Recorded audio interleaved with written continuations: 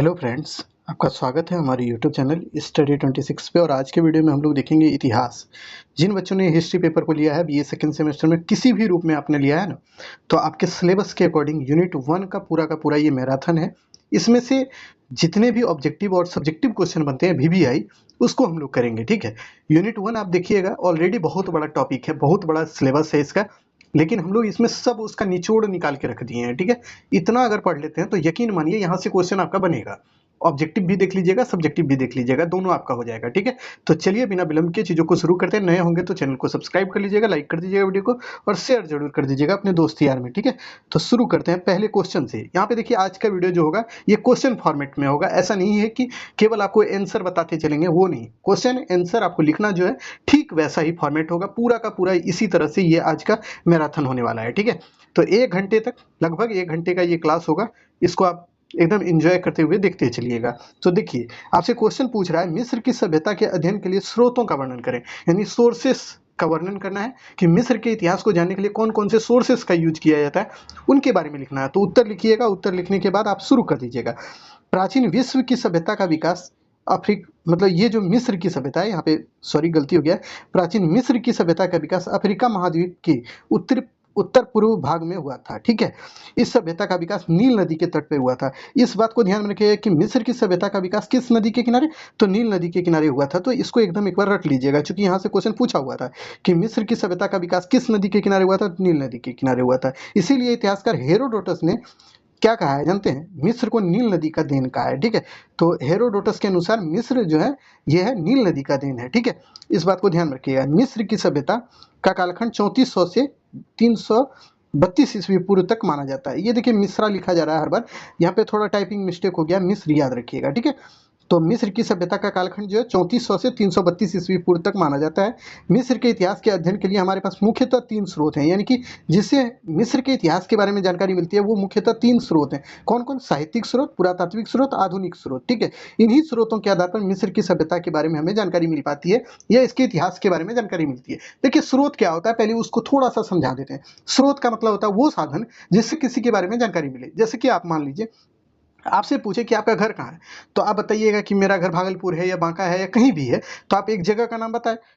आपने किसी जगह का नाम बताया, और इस जगह का पता कैसे चला? आपके ही द्वारा पता चला। ठीक वैसे ही मिस्र की सभ्यता को जब पढ़िएगा, या कोई भी विश्व की सभ्यता पढ़िएगा, तो उसके बारे में जानने के लिए जो भी सोर्सेस होते हैं ना, उसी को बोला जाता है स्रोत। यानी कि वो जो साक्ष्य जिनके बदौलत हम किसी भी सभ्यता के बारे में जानते हैं, उसी को स्रोत कहते हैं। ठीक है, तो स्रोत मुख्यतः 3 प्रकार के हैं मिस्र की सभ्यता को जानने के लिए। तो पहले स्रोत से अब शुरू कर देते हैं, तो वो है साहित्यिक स्रोत। तो साहित्यिक स्रोत इसी तरह आप लिखिएगा, हेडिंग बनाइएगा, और उसके बाद उसके बारे में लिखिएगा। मिस्र की सभ्यता का अध्ययन करने के लिए महत्वपूर्ण स्रोत साहित्यिक स्रोत है, जिसमें से कौन कौन भाई? तो बाइबिल जो है प्राचीन, जो कि मिस्र की सभ्यता के बारे में जानकारी देता है। तो पहला स्रोत हो गया बाइबिल, इसको रट लीजिएगा।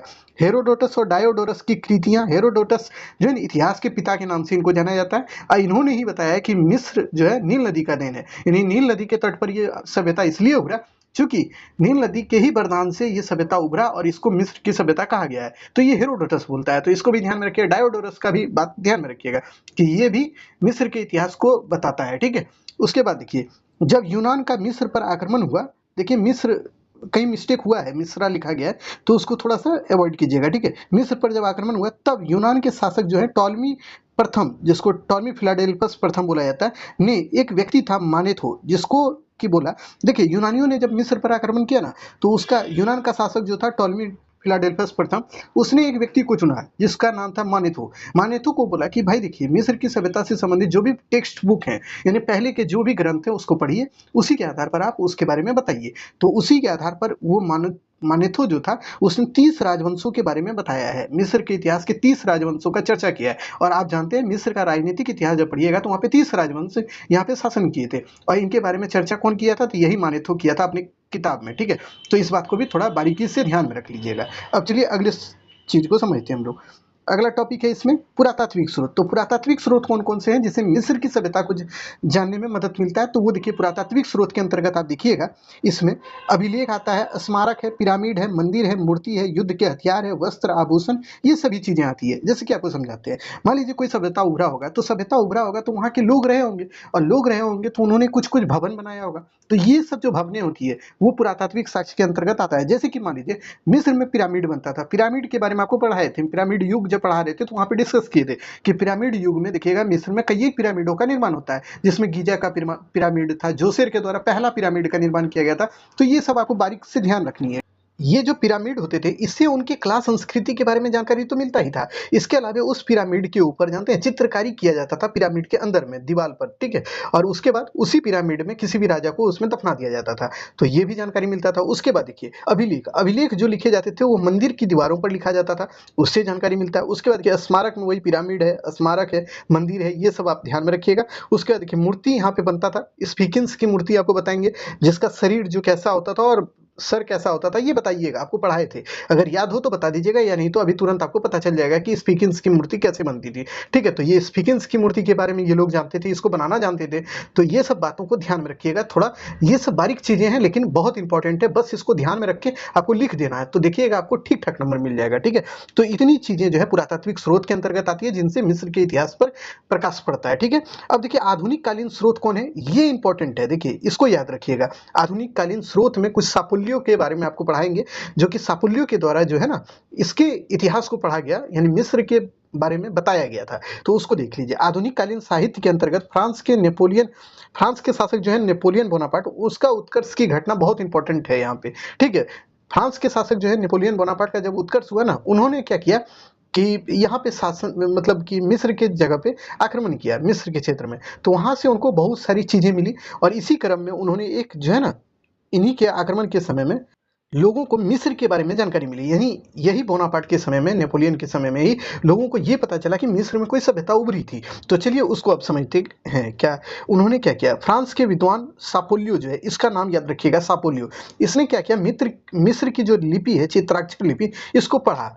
जब देखिए किसी भी सभ्यता की लिपि पढ़ ली जाती है ना, तो उसके बारे में जानने का एक स्रोत बन जाता है वो। उसके बाद जो भी लिखे हुए अभिलेख थे या कोई भी टेक्स्ट बुक था, तो उसको पढ़ने में ये लोग सफल हुए, और पढ़ के मिस्र के इतिहास को लिखने में ये लोगों को मदद मिला। ठीक है, तो इस बात को ध्यान में रखिएगा कि सापुल्यों के द्वारा जो है मिस्र की जो लिपि है, चित्राक्षर लिपि, उसको पढ़ा गया था। ठीक है, तो इतनी बातें ध्यान में रखिएगा। उसके बाद क्या होता है, मिस्र के इतिहास की जानकारी बढ़ने लगी, यानी मिस्र के इतिहास की जो जानकारी सीमित थी अब वो ज्यादा होने लगी, यानी लोगों को इसके बारे में ज्यादा जानकारी होने लगा। ठीक है, अब देखिए ये तो पूरा का पूरा स्रोत आपने लिख दिया, लेकिन अंतिम काम आपका बाकी रह गया। उसमें आपको निष्कर्ष लिखना होता है। कोई भी क्वेश्चन लिखते हैं तो उसका निष्कर्ष लिखना बहुत आवश्यक है। इसीलिए आप मिस्र की हो या कोई भी सभ्यता को पढ़िएगा, उसके निष्कर्ष को लिखते हुए चलिएगा। उसी फॉर्मेट में आज हमने तैयार पूरा कर दिया है क्वेश्चन को। इतना अगर कर लीजिएगा ना, यकीनन आप देखिएगा आपको आंसर लिखने का तरीका भी पता चलेगा, और आपको सारा बना बनाया नोट्स भी मिल जाएगा, और वीडियो के साथ आप समझ भी पाइएगा। ठीक है, तो अब देखिए निष्कर्ष देखिए।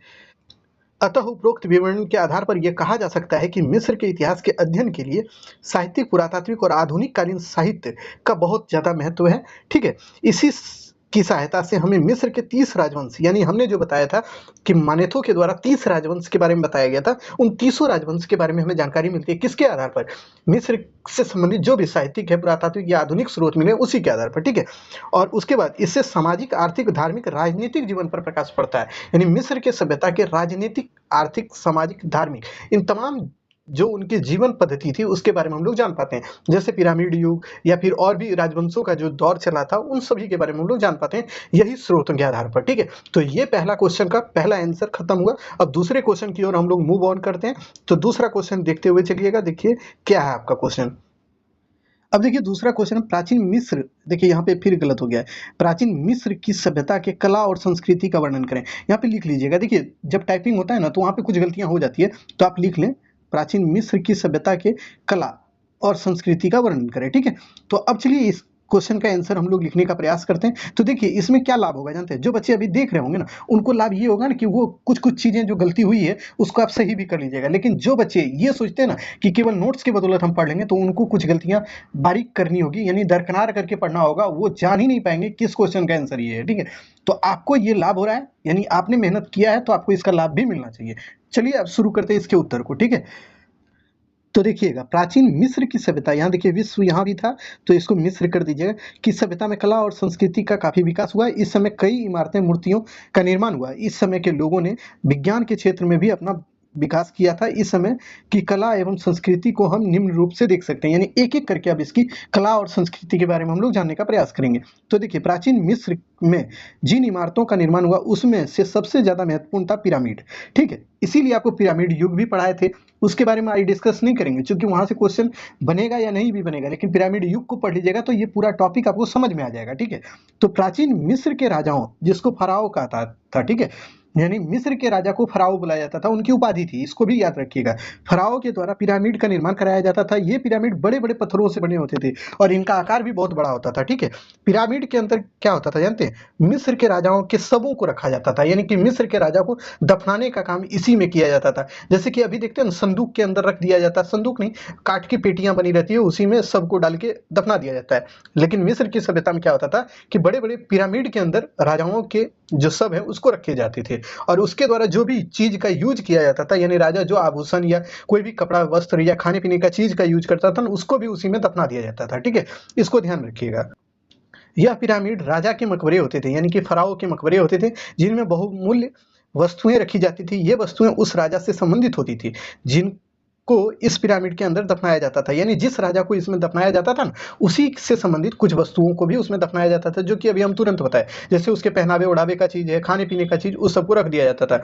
मकबरे की दीवारों पर बड़ी बड़ी सुंदर चित्र बनाए जाते थे, यानी चित्र बनाने का कार्य भी उसमें होता था। ठीक है, ताकि सजाया उजाया जाए और वो मनोरम लगे, अच्छा लगे दिखने में। ठीक है, इन सभी पिरामिड में सबसे बड़ा पिरामिड गीजा का पिरामिड है, इसको याद रखिएगा। इस पिरामिड का नाम याद रखिएगा, हो सकता है आपसे पूछ दे। और जिसका निर्माण खुफरू के द्वारा कराया गया था, ये भी याद रखिएगा कि गीजा के पिरामिड का निर्माण किसने किया था, तो खुफरू के द्वारा किया गया था। ठीक है, तो इतनी चीजें याद रखनी है पिरामिड को लेकर कि पिरामिड का निर्माण सबसे पहले कौन किया, तो जोसेर के द्वारा किया गया था, जो राजा था, जो कि हमने पढ़ाया था आपको, उसको थोड़ा याद रखिएगा। यहाँ पे आप सीधा जानिए, नहीं भी पढ़े तो कोई बात नहीं है, जोसेर एक नाम है राजा का, उसको याद रखिएगा, जिसने सबसे पहले पिरामिड का निर्माण कराया था। ठीक है, तो इस नाम को याद रखिएगा। उसके बाद देखिए खुफरू के द्वारा क्या है, गीजा के पिरामिड का निर्माण कराया गया था, उसको भी याद रखिएगा। ठीक है, प्राचीन विश्व में कई मंदिरों का निर्माण हुआ, यानी कि प्राचीन मिस्र में जो है कई एक मंदिरों का निर्माण कराया गया था, जिसमें कनार्क का मंदिर है, सिंबल मंदिर है। ये दोनों ही मंदिर बहुत इंपॉर्टेंट है, जिनका निर्माण नील नदी के किनारे हुआ था। ये मंदिर आप जान ही रहे, बड़े बड़े इमारत होते थे जिसमें देवी देवता की पूजा पाठ की जाती थी। ठीक है, तो इतनी चीजें आपको इससे संबंधित याद रखना, भवन इमारत से। अब देखिए अगला जो टॉपिक है इससे, मूर्तिकला, यानी प्राचीन मिस्र की सभ्यता में कला और स्थापत्य जब पढ़िएगा तो वहां पे भवन निर्माण में आप लिखिएगा पिरामिड के बारे में, मंदिर के बारे में। उसके बाद आपको मूर्तिकला के बारे में बताना है कि मूर्ति का निर्माण कैसे होता था। तो मिस्र के लोग मंदिर को सजाने के लिए देखिए राजा और अन्य देवी देवताओं की मूर्ति का निर्माण करते थे, यानी कि ये लोग जो है ना राजा को भगवान के रूप में पूजते थे, इसीलिए राजा का मूर्ति बनाते थे और उसका पूजा पाठ करते थे ये लोग। ठीक है, उसमें कई एक मूर्ति रखते थे ये लोग मंदिरों में और उसका पूजा पाठ करते थे, इस बात को ध्यान रखिएगा। इन मूर्तियों में एक विशेष प्रकार की मूर्ति स्फिंक्स, जो अभी आपको बताए थे कि स्फिंक्स की मूर्ति होती थी, जिसका शरीर जो है वो क्या होता था, सिंह का होता था, और सर जो है यानी माथा जो होता था वो मनुष्य का होता था। ये याद रखिएगा कि स्फिंक्स की मूर्ति किस तरह बनती थी, तो इसका शरीर जो होता था वो क्या होता था, सिंह के आकार का, यानी शेर का होता था, और माथा जो होता था वो किसका होता था, इंसान का होता था। ठीक है, तो इस बात को ध्यान में रखिएगा। और इन मूर्तियों को बड़े बड़े पत्थरों को काटकर बनाया जाता था। ठीक है, तो इस बात को भी ध्यान में रखना है कि इन मूर्तियों को बनाया कैसे जाता था, तो बड़े बड़े पत्थर को काटकर। ठीक, अब चलिए इसके निष्कर्ष को लिख लीजिए कि आखिर निष्कर्ष इसमें क्या लिखिएगा। इस क्वेश्चन का जब आंसर लिखेंगे तो आपको निष्कर्ष भी लिखना होगा। तो निष्कर्ष देखिए इस प्रकार हम कह सकते हैं कि प्राचीन मिस्र में कला और संस्कृति का काफी विकास हुआ, जो आप समझ गए कि अभी तुरंत आपको बताया जितना हम, उससे तो आपको समझ में आ गया होगा। इस समय बड़े बड़े पिरामिड का निर्माण हुआ। इसके अलावा इस दौर में मूर्तियों का निर्माण काफी हुआ था। ठीक है, उसके बाद जिसमें से स्फिंक्स की मूर्ति के बारे में आप चर्चा कर दीजिएगा। इस दौर में बने बड़े पिरामिड में गीजा का पिरामिड बता दीजिएगा, और वो निर्माण किसने किया, खुफरू के द्वारा किया गया था। तो इतना लिखिएगा तो मिस्र की सभ्यता का ये जो कला और संस्कृति है वो समाप्त हो जाएगा। आप देखिएगा आपके सिलेबस में एकदम डायरेक्ट मेंशन है, पॉलिटिकल हिस्ट्री को लिखना होगा मिस्र का, उसके बाद कला स्थापत्य को पढ़ना होगा, सोसाइटी और इकोनॉमी इसकी पढ़नी होगी। इतना चीज में आपका देखिए, पहला तो हम पढ़ा दिए थे स्रोत के बारे में, चूंकि वो क्वेश्चन ना एक बार पूछ दिया है, तो पूछ दिया है, जहां पे पूछा हुआ क्वेश्चन है उसके लिए आपको सतर्क रहना होगा, क्योंकि वो क्वेश्चन आपके भी यूनिवर्सिटी में पूछा जा सकता है। तो पहला क्वेश्चन हम कराए, कला स्थापत्य अभी नहीं पूछा है तो हो सकता है आपसे पूछ दे, तो आप इसको लिख दीजिएगा। अब तीसरा क्वेश्चन आइए, सामाजिक और आर्थिक स्थिति इसका पढ़ लेते हैं। ठीक है, वो क्वेश्चन किस तरह पूछेगा वो अभी बता देंगे। अब देखिए आपसे क्वेश्चन पूछे नील नदी घाटी सभ्यता के लोगों की सामाजिक आर्थिक स्थिति का वर्णन करें। आपसे मिस्र की जगह नील नदी घाटी भी पूछ सकता है। एक बात ध्यान में रखिएगा, पाटलिपुत्रा में यही कर दिया था ट्विस्ट, ठीक है। वो मिस्र ना पूछकर वो बोल दिया नील नदी घाटी सभ्यता के लोगों की आर्थिक स्थिति को लिखिए या सामाजिक स्थिति, ऐसे ही कुछ क्वेश्चन पूछ दिया। अब वहां पे बच्चे कंफ्यूज कि भाई नील नदी घाटी कौन था, तो उनको पता ही नहीं चल रहा था कि मिस्र पढ़ना है, मेसोपोटामिया लिखें या चीन लिख दें, क्या लिख दें।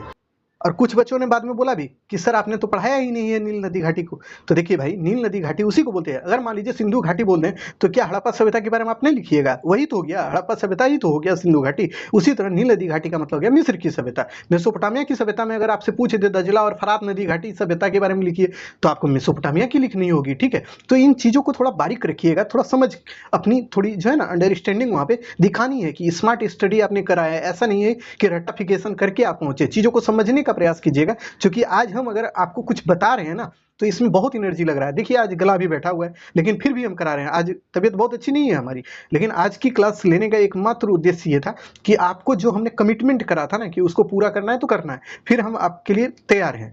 मतलब अगर हम इतना कर सकते तो आप भी थोड़ा बहुत बूस्टअप अपने आप को करते रहिए और चीज़ों को पढ़ते रहिए, ठीक है। उसमें और नया कुछ नहीं करना है, चीज़ों को देखिए, समझिए और पढ़ते रहिए, ठीक। अब चलिए देखिए, बातें बहुत हो गई, अब शुरू करते हैं। इसका उत्तर जब भी लिखिएगा नील नदी घाटी की सभ्यता में, तो प्राचीन काल में विश्व में कई एक सभ्यताओं का विकास हुआ जो कि आप जानते हैं। जैसे चीन की सभ्यता कहाँ पे, हुआंगहो और यांगटीसी नदी के किनारे हुआ था, चीन की सभ्यता। मेसोपोटामिया की सभ्यता दजला और फरात। मिस्र की सभ्यता नदी जो है नील नदी के किनारे हुआ था। ये सब नदियों का नाम याद रखिएगा और सभ्यता याद रखिएगा, चाहे जितना भी मर्जी आपको याद हो, लेकिन इसको हर बार सुनिए, क्योंकि ये सुनने पर ज्यादा दिन तक याद रहेगा, ठीक है। उसके बाद देखिए, इसी कड़ी में मिस्र की सभ्यता का विकास नदी जो है नील नदी के तट पर हुआ था, ठीक है। इस बात को लिखिएगा ताकि उसको ये पता चले ना कि नील नदी के तट पर किस सभ्यता का विकास हुआ। मिस्र की सभ्यता का हुआ, उसको आपने मेंशन करा है। इसलिए इतिहासकार हेरोडोटस ने कहा है कि मिस्र को नील नदी का देन कहा है, ठीक है। ये स्टेटमेंट हर बार आप लिख सकते हैं। मिस्र से संबंधित कोई भी क्वेश्चन पूछे ना, आप बता दीजिएगा कि मिस्र की सभ्यता का विकास जो है नील नदी के तट पर हुआ था, और इस सभ्यता के विकास को लेकर एक स्टेटमेंट दिया गया, किसके द्वारा, हेरोडोटस, जो कि इतिहास के पिता हैं। आप ऐसे भी बात को बना सकते हैं कि इतिहास के पिता के द्वारा ये कहा गया है, हेरोडोटस के द्वारा ये कहा गया है कि मिस्र जो है नील नदी की देन थी, ठीक है। इतना चीज आपको लिखना है। नील नदी के किनारे उभरी इस सभ्यता के लोगों की सामाजिक आर्थिक जीवन विविधता मूलक थी, और जिसके बारे में हमें जो जानकारी मिलती है वो इस प्रकार है। अब चलिए एक एक करके इसकी सामाजिक और आर्थिक स्थिति को अलग अलग पढ़ेंगे, ठीक है। तो चलिए पहले सामाजिक स्थिति को इसका देखते हैं। तो पहला है, नील नदी घाटी के निवासियों का समाज कई एक वर्गों में विभाजित था, जिसमें सबसे ऊपर फराओ होता था, उसके बाद अन्य लोग आते थे। फराओ का मतलब राजा होता है, ठीक है। इसको याद कर लीजिए कि फराओ का मतलब क्या होता था, राजा होता था, ठीक है। सबसे ऊपर देखिए, कोई भी जहां पे राजतंत्र वाली व्यवस्था है वहां पे राजा सबसे ऊपर होता है, राजा के बाद ही प्रजा आती है। तो ठीक वैसे ही मिस्र की सभ्यता में भी राजा ही होता था, तो राजा सबसे ऊपर, फिर क्या होता था, पुरोहित आता था, पुरोहित के बाद दस्तकार, किसान, व्यापारी, ये लोग आते थे, और अंतिम में दास लोग आते थे, ठीक है। तो यही इसकी सामाजिक संरचना थी, जिसको आपको जानना था, जिसको आपने समझ लिया, ठीक है। अब चलिए इसी चीज को लिखना कैसे है वो चीज बता दें। फराओ, देखिए फराओ के बारे में लिखिए। मिस्र के राजा को फराओ कहा जाता था, उसके पास मिस्र की सारी शक्ति होती थी। फराओ को ही धरती का मालिक, या मतलब एक तरह से आप में धरती पर ईश्वर का रूप माना जाता था, क्योंकि ये लोग पूजा भी करते थे फराओ यानी राजा का, ठीक है। फराओ को मिस्र वासी जो है देवता के रूप में पूजते थे, उनकी मूर्तियों को बनाकर मंदिरों में उसकी पूजा पाठ करते थे। उस समय फराओ के कार्य एवं उपलब्धियों का विवरण मंदिरों के दीवारों पर उत्कीर्ण किया जाता था। इतना चीज आपको फराओ के बारे में लिखना है, फराओ मतलब राजा के बारे में। तो एक पॉइंट आपका हो गया। दूसरा लिखिए, फराओ के बाद देखिए पुरोहित वर्ग के लोग आते थे, उसके बाद राज्य कर्मचारी, कलाकार, दस्तकार, ये लोग आते थे, ठीक है। उसके बाद देखिए किसानों का स्थान होता था, जो कि शहर के बाहर रहते थे। समाज के सबसे निचले वर्ग में दास आते थे, ठीक है। दासों का जो स्थान है वो समाज का सबसे निचला वर्ग होता था। दास वो लोग होते थे जिसको कि राजा कहीं भी युद्ध किया, वहां से लोगों को उठा के ले आता था, यानी कि उसको हरा के, जिस लोग को वहां से वो हराता था ना, उन लोगों को दास के रूप में बना के अपने यहाँ ले आता था, उसी को दास बोलते थे। और ये दास का काम क्या होता था जानते, राजा का एक तरह से सेवा सत्कार करना, ठीक है। और इन दासों का मालिक भी राजा ही होता था, यानी राजा जो कहेगा वही इन दासों को करना होगा। इनको कोई पैसा नहीं दिया जाता था कोई भी काम करने के लिए, यानी देखिए इनको फ्री में कितना खटवाता था ये लोग। यानी दासों की स्थिति बहुत खराब थी विश्व में। आप जब पढ़िएगा मॉडर्न वर्ल्ड को, जब आप पढ़ेंगे, हम आपको पढ़ाएंगे थर्ड सेमेस्टर में, तो वहां पे दिखाएंगे कि देखिएगा यही दास के कारण क्या होता है, अमेरिका में स्वतंत्रता संग्राम होता है, जो कि आपको पढ़ना है बाद में, लेकिन अभी तत्काल उस पे कोई डिस्कस नहीं करेंगे। अभी चीज़ों पे हम लोग बात करेंगे जो कि आपके एग्जाम को लेकर है, ठीक है। समाज में महिलाओं की स्थिति भी ठीक ठाक थी, यानी महिलाओं की स्थिति बहुत खराब नहीं थी। महिलाओं को भी यह अधिकार था कि वो धार्मिक क्रियाकलाप में भाग ले, वो समाज के कुछ चीज़ों में वो हिस्सा लेती थी। उसके अलावा महिलाओं को ये भी अधिकार था कि वो संपत्ति को भी अपने पास रख सकती थी, ठीक है। तो इतनी चीज़ें आपको इसमें लिखनी है। उसके बाद देखिए क्या लिखनी है, उसको भी आप देख लीजिए। अतः उपरोक्त विवरण के आधार पर हम कह सकते हैं नील नदी घाटी के निवासियों का सामाजिक जीवन विविधता मूलक था। समाज कई एक वर्ग में विभाजित था, जिसमें फराऊ की स्थिति सबसे अच्छी होती थी और समाज की सबसे खराब स्थिति दास वर्ग के लोगों की होती थी। समाज में महिलाओं को कई एक विशेषाधिकार प्राप्त थे। ये पहनावे ओढ़ावे के रूप में वस्त्र और सोने चांदी के आभूषण पहनते थे। इसके अतिरिक्त यह सभी श्रृंगार और प्रसाधन यानी सजने संवरने का भी काम करते थे।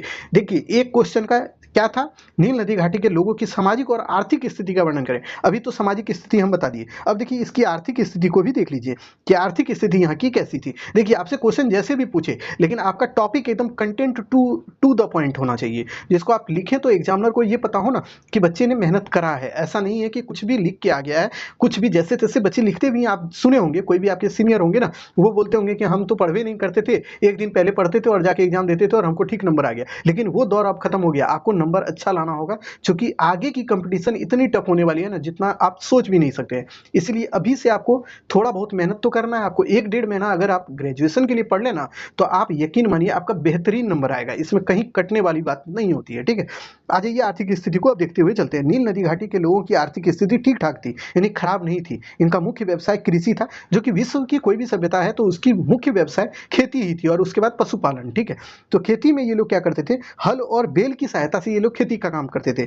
खेती में ये लोग गेहूं, जौ, चावल ये सब की खेती करते थे। और ये जो खेत को मतलब पटवन का काम यानी सींचने का काम जो करते थे ना, ये नील नदी में जब बाढ़ वगैरह आता था, यानी इसी नदी से क्या होता था कि नाली बनाकर ये लोग अपने खेतों तक पानी को ले जाते थे और उसी से अपने मतलब जो खेत है उसका पटवन करते थे या सींचने का काम करते थे, ठीक है। ये गांव के बच्चे ज्यादा समझ पाए होंगे कि पटवन क्या होता है, सींचना क्या होता है। फसल को सींचा जाता है, क्योंकि जब भी फसलें लगाई जाती है तो उसको सींचने का काम कौन करते हैं, किसान करते हैं, ठीक है। और किससे, तो नदियों की सहायता से। तो यही काम यहाँ पे होता था, कोई नया चीज नहीं है, क्योंकि ये आपने हर हमेशा देखा है, ठीक है।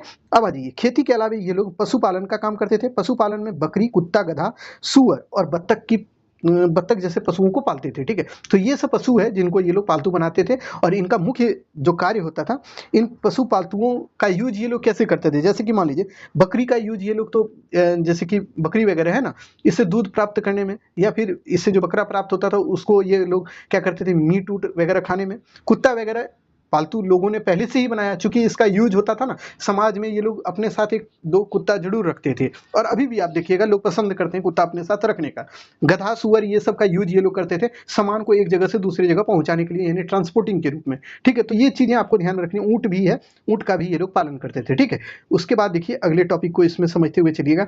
मिस्र की सभ्यता में उद्योग धंधे का भी विकास हुआ, जैसे कि देखिए कपड़ा उद्योग है, शीशा उद्योग है, बर्तन, फर्नीचर, हाथी दांत उद्योग। तो देखिए बर्तन उद्योग में कौन कौन बर्तन भाई, तो इसमें देखिए कि कांसे के बर्तन, कांसा नहीं माफ कीजिएगा, तांबे के बर्तन ये लोग बनाते थे, ठीक है। उसके बाद देखिए बर्तन उद्योग के अलावा देखिए शीशे के भी सामान बनते थे, ठीक है। उसके अलावा देखिए फर्नीचर में देखिए लकड़ी के जो चारपाई है, या फिर आप देखिए पलंग है, या फिर कुर्सी है, ये सब ये लोग बनाते थे, ठीक है, टेबल वगैरह। तो इसको भी ध्यान रखना। हाथी के दांत का यूज ये लोग क्या करते थे, जो सोफादार मतलब कि एक तरह से बोलिए ना कॉस्टली जो सामान होता है ना, हाथी का दांत होता है, ठीक है। इसका निर्माण एक तरह से आप देखिएगा घर को सजाने बजाने के लिए बड़े जो रईस लोग होते हैं ना, आज भी इसका यूज करते हैं, ठीक है। तो उसी तरह उस समय भी करते थे, और ये बहुत महंगा होता है हाथी का दांत, ठीक है। उस समय भी बहुत महंगा होता था। तो इतनी चीजें आपको इसमें ध्यान रखनी है। उसके बाद देखिए इस सभ्यता के लोगों का विदेशी व्यापार भी होता था। ऐसा नहीं है कि इनका व्यापार नहीं होता था, इनका व्यापार अन्य सभ्यता के लोगों के साथ भी होता था। जैसे कि आपको ध्यान में रखनी है कि ये लोग जो व्यापार करते थे ना, वो एक तरह से जल और थल दोनों मार्ग से करते थे, यानी जल और स्थल वाले मार्ग से करते थे। यानी सड़क और जल का प्रयोग, यानी नील नदी के ही तट से निकल जाते होंगे, यानी नील नदी से ही करते होंगे, ठीक है। उसके अलावा देखिए ये लोग क्या है कि विदेश से क्या मंगवाते थे, धूप है, तेल है, चांदी है, इमारती लकड़ी, ये सभी चीजें ये लोग विदेश से मंगवाते थे। यानी ये चीजें इनके पास अच्छी नहीं होती थी, यानी कि इमारती लकड़ी, चांदी, धूप, तेल, ये सब चीज, ठीक है। उसके बाद देखिए इसका निष्कर्ष लिखना होगा। इस क्वेश्चन का निष्कर्ष निष्कर्ष क्या होगा अब उसको देखिए। इस प्रकार हम कह सकते हैं कि नील नदी घाटी की सभ्यता के लोगों का सामाजिक आर्थिक जीवन ठीक ठाक था। जहाँ पे उनका समाज कई वर्गों में विभाजित था, वहीं उनकी आर्थिक स्थिति मुख्य रूप से कृषि और पशुपालन पर निर्भर थी। ठीक है, इस सभ्यता के लोगों का व्यापार व्यवसाय अन्य सभ्यता के लोगों के साथ भी होता था। इसके अतिरिक्त इस सभ्यता में उद्योग धंधों का भी विकास काफी हुआ था। इतना लिख दीजिएगा ना, तो ये पूरा का पूरा क्वेश्चन तैयार हो गया। इसमें देखिए 2 क्वेश्चन को एक साथ अटैच किए थे, सामाजिक और आर्थिक जो उसकी स्थिति है मिस्र के लोगों की, उसको हमने एक साथ अटैच किया था। ठीक है, ताकि आप जब भी क्वेश्चन को करें ना, तो आपको दोनों व्यू में लेके चलना है कि हो सकता है कि लॉन्ग में जब भी पूछेगा क्वेश्चन तो आपसे पूछ देगा कि मिस्र के लोगों की सामाजिक आर्थिक स्थिति का वर्णन करें। अगर शॉर्ट में पूछना होगा तो वो बोल देगा मिस्र के लोगों की सामाजिक स्थिति का वर्णन करें या फिर आर्थिक स्थिति का वर्णन, अलग अलग आपको पूछ देगा। ठीक है, तो आपको हर तरह से तैयार रहना, लेकिन आंसर यही लिखना है आपको, उसमें कुछ नया नहीं कीजिएगा। इतना चीज लिख दीजिएगा तो आपका पूरा का पूरा तैयार हो गया है। हेडिंग आपको देना है सामाजिक स्थिति क्या थी, आर्थिक स्थिति क्या थी, उसका हेडिंग जरूर लिखिएगा। उसके बाद क्वेश्चन के आंसर को लिखिएगा, निष्कर्ष जरूर लिखिएगा। ठीक है, तो चलिए अब अगले पड़ाव पे हम लोग चलते हैं, अगला क्वेश्चन को देखते हैं कि अगला क्वेश्चन आपके लिए क्या है। अब यहाँ से ऑब्जेक्टिव कुछ कर लेते हैं, चूंकि ऑब्जेक्टिव कीजिएगा तो थोड़ा माइंड भी फ्रेश होगा, चूंकि आप आधा घंटा हमको झेल चुके हैं, 20 मिनट आपने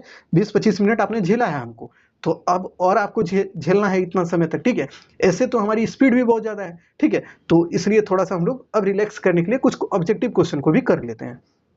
ऑब्जेक्टिव क्वेश्चन जब भी हम सब्जेक्टिव कराएंगे ना, तो वहाँ टू द पॉइंट बताएंगे, उसमें आपको ऑप्शन नहीं देंगे। क्योंकि ऑप्शन देने में क्या दिक्कत है ना बच्चों, कि उसमें समय बहुत ज़्यादा लग जाता है, और हम नहीं चाहते ना कि ऑप्शन दे के आपको झूठ में ए ऑप्शन ये है, बी ऑप्शन ये है, सी ऑप्शन ये है, डी ऑप्शन ये है, अब आप सही बताइए। ऐसा करने का क्या लाभ है? डायरेक्ट टू द पॉइंट आपको याद करना है ना, क्योंकि एग्जाम के समय आप पढ़ रहे हैं तो आपको एकदम टू द पॉइंट पढ़ना है, इधर ना उधर कहीं नहीं, एकदम टू द पॉइंट, जो आपकी जरूरत की चीजें हैं उसी को पढ़ना है आपको। ठीक है, तो चलिए पहला क्वेश्चन आपकी स्क्रीन पे है, आपको सही उत्तर पता होना चाहिए, या नहीं है तो याद कर लीजिएगा। मिस्र की सभ्यता का विकास किस नदी के किनारे हुआ? अभी तुरंत बताए थे, नील नदी के किनारे हुआ है, तो याद कर लीजिएगा। गीजा के विशाल पिरामिड का निर्माण किसने किया था? तो खुफरू के द्वारा किया गया था, तो इसको भी याद रखिएगा। प्राचीन मिस्र में राजा को क्या बुलाया जाता था? तो अभी तुरंत बताए, फराओ। फराओ जो है राजा को बुलाया जाता था मिस्र की सभ्यता में। ठीक है, उसके बाद अगला क्वेश्चन आप देखते हुए चलिएगा। पिरामिड था, पिरामिड क्या होता था? यही क्वेश्चन आपसे पूछ रहा है कि पिरामिड था क्या था? समाधि स्थल था, जहाँ पे राजाओं के शवों को, यानी कि उसके जो लाश हैं उसको दफनाया जाता था, जो कि अभी तुरंत बताए। समाधि का मतलब होता है वो जगह जहाँ पे किसी के लाश को दफनाया जाए। ठीक है, तो इस बात को ध्यान रखिएगा। मिस्र की सभ्यता की लिपि क्या थी? तो वो चित्राक्षर लिपि थी। तो ये बहुत वीवीआई, अभी तक का सबसे वीवीआई क्वेश्चन यही है कि मिस्र के सभ्यता के लोगों की लिपि क्या थी? तो चित्राक्षर लिपि थी। ठीक है, उसके बाद देखिए, मिस्र की सभ्यता में किस राजा के द्वारा सबसे पहली बार पिरामिड का निर्माण कराया गया था? यानी मिस्र की सभ्यता में सबसे पहले पिरामिड का निर्माण कौन करवाया था? तो इसका सही उत्तर होगा जोसेर। ठीक है, जो हम आपको पढ़ाए थे पिरामिड युग में, कि जोसेर एक राजा था, बहुत इंपॉर्टेंट राजा है, जिसने पिरामिड का निर्माण सबसे पहली बार कराया था। ठीक है, तो इतना क्वेश्चन ऑब्जेक्टिव था। देखिए 1 मिनट में आपका 6 क्वेश्चन हो गया।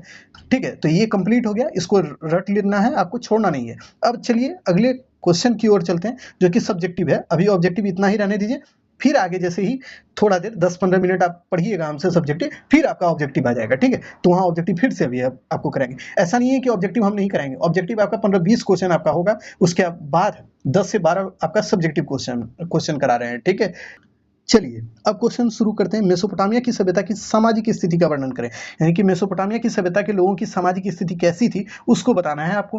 तो चलिए शुरू हो जाते हैं। अब विश्व की प्राचीन सभ्यताओं में से एक मेसोपोटामिया की सभ्यता थी, जिसका विकास दजला और फरात, ये याद रखिएगा, किस नदी के किनारे? तो दजला और फरात नदी के किनारे हुआ था। यह आधुनिक इराक है। देखिए यही क्वेश्चन पूछा हुआ था कि मेसोपोटामिया की सभ्यता का विकास कहाँ पे हुआ है? तो ये इराक में हुआ था। ठीक है, इसको याद रखिएगा, इराक में उभरी थी। यह फारस की खाड़ी के उत्तर में स्थित था। ठीक है, इस सभ्यता के लोगों की सामाजिक जीवन विविधता मूलक थी, यानी यहाँ पे बहुत तरह की मतलब एक तरह से डिफरेंसेस मौजूद थे। ठीक है, तो अब एक एक करके समझते हैं। तो मेसोपोटामिया, देखिए आपको ये याद रखना, थोड़ा सा यहाँ पे देखिए टेक्निक आपको बताते हैं, क्वेश्चन को नहीं आने पर भी लिखने का टेक्निक बता देते हैं। जैसे कि मान लीजिए आप मिस्र की सभ्यता पढ़े ना बाबू, तो मिस्र की सभ्यता में सामाजिक स्थिति आपसे बताया ना अभी तुरंत। देखिए अगर आपको क्वेश्चन नहीं आएगा ना, तो सीधा काम यही कीजिएगा, मिस्र वाला जो याद रहेगा उसी को मेसोपोटामिया में लिख दीजिएगा। ठीक है, और उसमें खाली पिरामिड नहीं लिखिएगा, मेसोपोटामिया में पिरामिड नहीं बनता था। ये देखिए एकदम अंतिम टेक्निक है, क्या जानते हैं कि मतलब क्वेश्चन को लिखने का, यानी आपको नहीं आ रहा है तो कुछ भी लिखना है, यानी छोड़ना तो है नहीं, चोरी नहीं हो रहा है, चोरी तो होगा भी नहीं अब, क्योंकि अब तो टफ हो रहा है। आप जो सोच रहे हैं कि पहले वाला एग्जाम हो गया है, चोरी होगा, वो तो होता नहीं है अब। तो आपका जब भी एग्जाम टफ हो ना, तो बस यही ध्यान में रखिएगा, कोई भी सभ्यता, एक सभ्यता का पढ़ लीजिए, उसी की चीज़ों को अगर चाहिए तो आप दूसरे में भी लिख दीजिएगा, लेकिन मेसोपोटामिया लिख रहे हैं तो मेसोपोटामिया लिखिएगा, मिस्र मत लिख दीजिएगा। मिस्र वाला लिख रहे हैं चीज़ और मेसोपोटामिया लिख दिए तो मिस्र वाला नहीं लिखिए, वहाँ पे मेसोपोटामिया आगे में लिखिएगा, उसके बाद बताते चल दीजिएगा, ठीक है। फराओ नहीं लिखिएगा, राजा को फराओ बोलते थे, वो यहाँ नहीं लिखिएगा, ठीक है। तो वो सब चीज़ को थोड़ा बहुत अवॉइड करके आप चीज़ को वही चीज़ को डिट्टो उतार दीजिएगा ना, नहीं पढ़ता है कोई। आप इतना यकीन मानिए, कॉपी चेक जो होता है ना, इतना गंदा होता है ना, क्या हम आपको नहीं बता सकते, क्योंकि हमने उस तरह से देखा है सामने से, और बाकी चीज़ें हम नहीं खुल के बोलेंगे, बाकी आप समझदार हैं, ठीक है। तो चलिए, मेसोपोटामिया में राजा को पृथ्वी का देवों का प्रतिनिधित्व यानी भगवान माना जाता था, ठीक है। यही तो मिस्र में भी था। मिस्र में लोग राजा को क्या बोलते थे? भगवान ही के रूप में मानते थे, ठीक है। इस सभ्यता में सारी शक्तियों का केंद्र कौन था? राजा। यानी कि जो शक्ति होता था वो राजा के पास होता था, वही ये लोग मानते थे कि राजा जो है ना सबसे हेड है। उसके बाद देखिए, राजा सर्वोपरि होता था, वही चीज हम अभी बताए।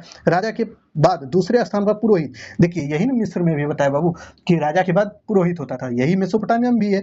उसका मुख्य कार्य पूजा पाठ करना, यानी पुरोहित का काम जो आज देखते हैं वही चीज वो करता था, और राजा को सलाह देने का काम करता था, ठीक है। इतना चीज आप लिख दीजिएगा।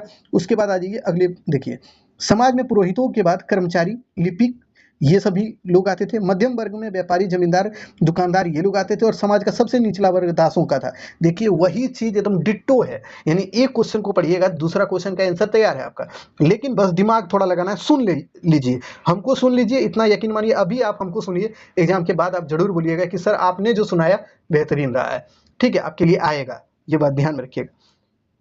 उसके बाद देखिए, दास जो होते थे ना, वो युद्ध में जब राजा लड़ता था तो वहां से उसको जो उठा के ले आता था वही दास कहलाता था। यानी उसको उठा के ले आता था तो राजा उससे क्या करवाता था? अपना सेवा सत्कार कराता था। उसको कोई पैसा नहीं देता था, राजा जब मन तब उसे काम करवा लेता था, ठीक है। तो इस बात को ध्यान में रखिएगा। मेसोपोटामिया वासियों का पहनावा ओढ़ावी भी सामान्य था। ये लोग भेड़ की खाल के बने हुए कपड़े को पहनते थे।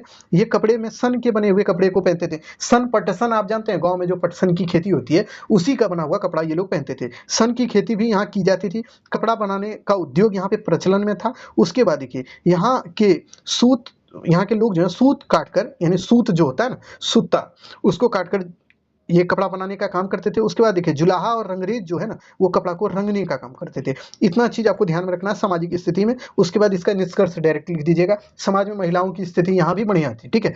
उसके बाद देखिए निष्कर्ष। अतः उपरोक्त विवरण के आधार पर यह कहा जा सकता है कि मेसोपोटामिया का समाज कई वर्ग में विभाजित था, जिसमें उच्च स्थान पर कौन था? राजा था, और सबसे खराब स्थिति किसकी थी? दासों की थी, ठीक है, और सबसे अच्छी स्थिति राजा की थी, ठीक है। उसके बाद देखिए, ये लोग पहनावे ओढ़ावे में भेड़ की बनी खाल का कपड़ा पहनते थे। समाज में महिलाओं की स्थिति ठीक ठाक थी। देखिए, एकदम टू द पॉइंट आप देखिएगा ना, सामाजिक स्थिति जैसी उसकी थी, किसकी? मिस्र की, वैसे ही मेसोपोटामिया की है। एकदम टू द पॉइंट, मिलता जुलता है। इसीलिए आपको एकदम यही याद रखना है कि जब भी आपको दिमाग में ये एकदम हंट मारे कि हमको आता ही नहीं है, बस वही मेरा निंजा टेक्निक अपना लीजिएगा कि भाई देखिए, नहीं आए तो मिस्र की जगह मेसोपोटामिया करो और चीज को आगे बढ़ाओ। रोकना नहीं है हाथ को, ठीक है, एकदम चलते रहना है। अब आ जाइए, मेसोपोटामिया की सभ्यता का विज्ञान और प्रौद्योगिकी का विकास यहाँ क्या हुआ? ये बहुत इंपॉर्टेंट क्वेश्चन है, यहाँ से क्वेश्चन पूछा हुआ है, इसीलिए इसको याद रखिएगा।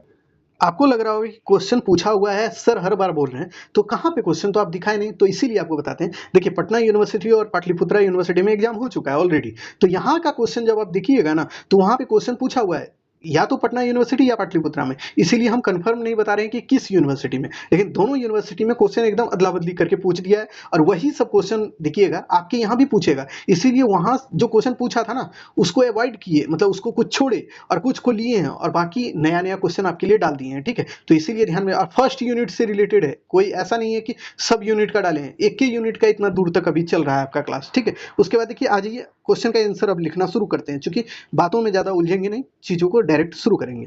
विश्व की प्राचीन सभ्यताओं में से एक मेसोपोटामिया की सभ्यता, वही इंट्रोडक्शन जो है ना, सबका सेम रखना है, कोई दिक्कत नहीं है। इंट्रोडक्शन, चूंकि जानते हैं मेसोपोटामिया से एक क्वेश्चन आपसे पूछेगा, और आप इंट्रोडक्शन एक ही लिख दीजिएगा सब जगह, तो क्या जाने वाला है? कुछ नहीं जाने वाला है। लेकिन आपको अंतिम में जो चर्चा करना है ना, जैसे कि सामाजिक, उसके विज्ञान और प्रौद्योगिकी के बारे में बताना है कि मेसोपोटामिया के विज्ञान और प्रौद्योगिकी का चर्चा हम कर रहे हैं, तो उसमें लिख दीजिएगा कि उस समय के विज्ञान और प्रौद्योगिकी पर प्रकाश हम इस प्रकार डाल सकते हैं। उसके बाद लिखिएगा, ऐसा नहीं है कि विज्ञान प्रौद्योगिकी लिख रहे हैं और वहां लिख दीजिएगा सामाजिक स्थिति का वर्णन कर रहे हैं, ऐसा नहीं, थोड़ा सा वहां बारीक करना है, ठीक है। उसके बाद देखिए, इस सभ्यता के लोगों के विज्ञान के क्षेत्र में काफी विकास हुआ, विज्ञान और प्रौद्योगिकी में। अब जो इस प्रकार है, अब एक एक करके उसको समझिए। यहाँ पे देखिए, विज्ञान प्रौद्योगिकी में कोई परिवर्तन मत कीजिएगा, यहाँ उल्टा सीधा नहीं लिखिएगा, इसमें जो बता रहे हैं वही लिखना है। इसमें टू द पॉइंट लिखना है मेसोपोटामिया का, इसमें मिस्र वाला नहीं ढुकाना है, क्योंकि यहाँ पे गलती हो जाएगा और नंबर कट जाएगा, क्योंकि मिस्र के लोगों को कुछ जानकारी नहीं थी और मेसोपोटामिया के लोगों लोगों को थी, तो इस वजह से इसमें थोड़ा सा अंतर आपको ध्यान में रखना है। इस सभ्यता के लोग 60 और 60 के गुणज का जो है ना यूज करते थे इकाई के रूप में, ठीक है। जैसे कि देखिए आप हड़प्पा सभ्यता पढ़िएगा ना, तो वहाँ के लोग 16 के गुणज का यूज करते थे और यहाँ के लोग 60 के गुणज का यूज करते हैं, तो थोड़ा अंतर तो है, इसको ध्यान में रखिएगा। मेसोपोटामिया की सभ्यता के लोग इस बात पर की जानकारी रखते थे कि 1 मिनट में 60 सेकंड होता है, जो कि अभी हम लोग को भी पता है कि 1 मिनट में 60 सेकंड और 60 मिनट में 1 घंटा होता है। तो ये चीज को भी ये लोग जानते थे कि 60 मिनट का 1 घंटा होता था। यानी सोचिए कितना पहले ये लोगों को ये पता था कि 60 मिनट में 1 घंटा होता है, ठीक है। उसके बाद ये लोगों को यह भी पता था कि जो एक वृत्त है ना, उसका 360 डिग्री का कोण बनता है उसमें। जैसे ये वृत्त है ना, तो इसका आपसे पूछेगा इसमें कितने अंश होते हैं, तो 360 डिग्री होते हैं, ठीक है। तो ये इसको भी जानकारी था, किसको, मेसोपोटामिया वासी को, ठीक है। उसके बाद आइए अगले टॉपिक में इसमें चलते हैं कि मेसोपोटामिया वासी रेखा गणित के बारे में भी जानते थे, यानी इनको रेखा गणित के विषय में भी जानकारी था, ठीक है। ये लोग पाइथागोरस के परिमेय जो बाद में दिया गया ना, उसको ये लोग पहले ही जानते थे। पाइथागोरस ने जिसको अपना परिमेय के रूप में सिद्ध किया था, उसे ये लोग पहले से ही जानते थे, ठीक। उसके बाद देखिए मेसोपोटामिया के लोग खगोल विद्या के बारे में भी जानकारी रखते थे। इनको खगोल के बारे में भी जानकारी था। इनको ये भी पता था कि दिन रात दोनों मिलाकर 24 घंटा होता है, ठीक है। यानी इनको ये, अब देखिए सीधा बताते हैं, इनको ये पता था कि 1 मिनट 60 सेकंड का होता है, 60 मिनट 1 घंटा का होता है और एक दिन में 24 घंटा होता है, जो कि आप भी जानते हैं। इसमें कुछ नया चीज है, बस इसको लिख देना है कि मेसोपोटामिया के लोग को हम ही लोग की तरह जानकारी था। ये मत लिख दीजिएगा जो बताया, आप ये लिखिएगा कि मेसोपोटामिया के लोगों को इन सभी जानकारी थी, ठीक है, जो कि वर्तमान में भी हम लोग इसी चीज को स्वीकार करते हैं, ठीक है।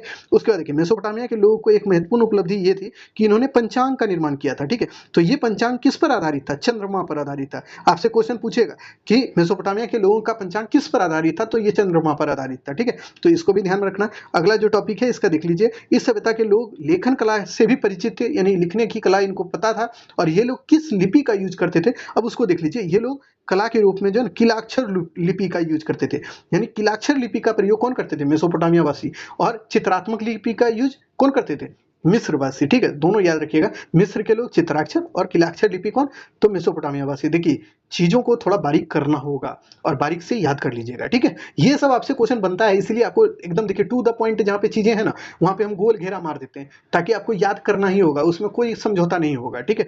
और इसका नोट्स आपको दे देंगे, और नोट्स के लिए अभी तुरंत बताते हैं, टेलीग्राम चैनल का लिंक भी आपको डिस्क्रिप्शन में दिया रहता है, नहीं मिलेगा तो आप कमेंट कर दीजिएगा, वहां भी पिन कर देंगे, ठीक है। तो निष्कर्ष में देख लीजिए, इस प्रकार हम कह सकते हैं कि मेसोपोटामिया की सभ्यता में विज्ञान और प्रौद्योगिकी का विकास काफी हुआ। इस समय लोग पंचांग के बारे में भी जानते थे। उसके बाद देखिए इन्हें यह भी पता था कि दिन रात की अवधि 24 घंटे की होती थी। इस समय गणित के बारे में, रेखा गणित के बारे में इनको जानकारी था। इतना चीज आप लिख सकते हैं कि नहीं, लिख सकते हैं, इतना लिख दीजिएगा। अब देखिए टेलीग्राम चैनल के बारे में आपको बता दें, स्टडी 26, ये मारिएगा टेलीग्राम चैनल पे, स्टडी 26 हिमांशु सर, ठीक है।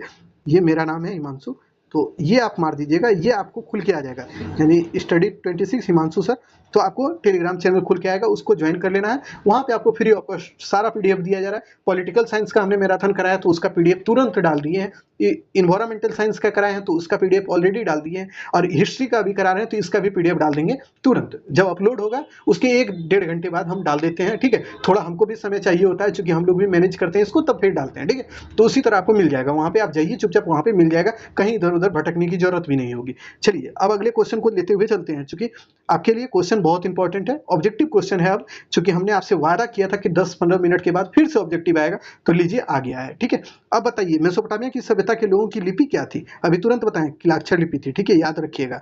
मेसोपोटामिया की सभ्यता के लोग जो है, यानी कि मेसोपोटामिया की सभ्यता किस नदी के किनारे विकसित हुआ था, तो दजला और फरात। यानी देखिए एक तरह से ऑब्जेक्टिव जो करा रहे हैं ना आपका, ये है आपको रट्टाफिकेशन क्वेश्चन, ठीक है। इसको स्क्रीन मारिए शॉर्ट, और इतना ही रट लीजिए, तो मेसोपोटामिया से कोई भी सवाल बनेगा तो आप बना दीजिएगा, ठीक है। इसको ध्यान में रखिएगा। मेसोपोटामिया की सभ्यता में प्रचलित पंचांग जो था वो किस पर आधारित था, चंद्रमा पर था, इसको याद रखिएगा। किस इतिहासकार ने मिस्र को नील नदी का देन कहा है, तो हेरोडोटस ने कहा है, इसको भी याद रखिएगा। हम्मुराबी किस लिए प्रसिद्ध था, अपनी विधि संहिता को लेकर हम्मुराबी प्रसिद्ध थे, जो कि बेबीलोन की सभ्यता के एक शासक थे। अब चलिए इन्हीं के बारे में जान लेते हैं, हम्मुराबी की विधि संहिता, क्योंकि ये इंपॉर्टेंट बहुत क्वेश्चन है और यहाँ से क्वेश्चन बन सकता है। ये नहीं है कि बनेगा ही, लेकिन बनने की चांसेस बहुत ज्यादा होती है, ठीक है। तो इसलिए इसको अब देखते हैं। हम्मुराबी की विधि संहिता को देखने से पहले हम लोग एक और क्वेश्चन कर लीजिए, क्योंकि इसको हमने मेरे दिमाग से उतर गया था, बट इसको हमने लिखा है तो इसको भी करा देते हैं। तो देखिए, मेसोपोटामिया की सभ्यता के उद्भव एवं विकास पर प्रकाश डालें, यानी कि इसके उद्भव, यानी इसका उद्भव कैसे हुआ और इसका विकास किस तरह हुआ, उसके बारे में आपको बताना है। ठीक है, तो चलिए इसके आंसर को देखते हुए चलिए। विश्व की प्राचीन सभ्यताओं में एक मेसोपोटामिया की सभ्यता थी। मेसोपोटामिया शब्द का अर्थ क्या होता है? दो नदियों के बीच का क्षेत्र। देखिए, ये जो मेसोपोटामिया वर्ड है ना, ये दो शब्द से मिलकर बना है, मेसो और पोटामिया। ठीक है, देखिए आपको लिख के बता दें, तो मेसोपोटामिया शब्द, ये मेसोपोटामिया, मेसो और पोटामिया दो शब्द से मिलकर बना हुआ है, जिसका अर्थ होता है दो नदियों के बीच का क्षेत्र। कौन दो नदी भाई? तो ये दजला और फरात नदी के बीच का क्षेत्र। ठीक है, अभी देखिए नदी बनाना भी सिखाएंगे और नदी के बारे में आपको वहाँ डिस्कस करना है, लिखना है, छोड़ना मत है। ठीक है, कुछ चीजें आपको जो बताएंगे अभी वही चीज को आप लिखिएगा वहाँ पे। तो देखिए, मेसोपोटामिया दजला और फरात नदी के किनारे उभरा था, ये याद रखिएगा। इस सभ्यता का विकास आधुनिक इराक के क्षेत्र में हुआ था, जो कि अभी बताए थे, जो कि ये फारस की खाड़ी के उत्तर में स्थित है। ठीक है, अब देख लेते हैं कि मेसोपोटामिया का विकास कैसे कैसे हुआ, यानी इसका डेवलपमेंट कैसे हुआ। अब उसको एक एक करके देखिए। प्राचीन काल में मेसोपोटामिया की सभ्यता मुख्यतः तीन सभ्यताओं का केंद्र था। यानी मेसोपोटामिया की सभ्यता आप जब पढ़ते हैं तो उसमें तीन सभ्यता पढ़ते हैं आप।